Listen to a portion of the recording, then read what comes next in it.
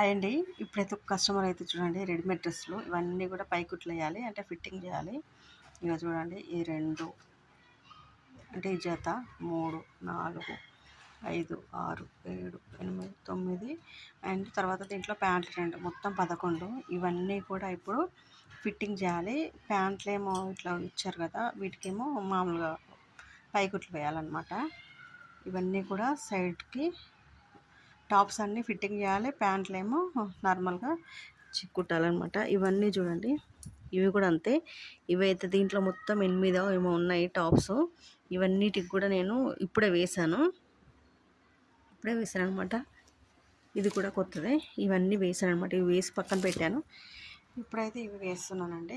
ఇలాంటివి వేయడం వల్ల కూడా మనకి ఈజీగా మనీ అయితే సంపాదించుకోవచ్చు. దీనికి స్టిచ్చింగ్ రావాల్సిన అవసరం లేదు. కొంచెం మిషన్ ఉండి కొంచెం స్టిచ్చింగ్ వేయడం వస్తే సరిపోతుంది అనమాట.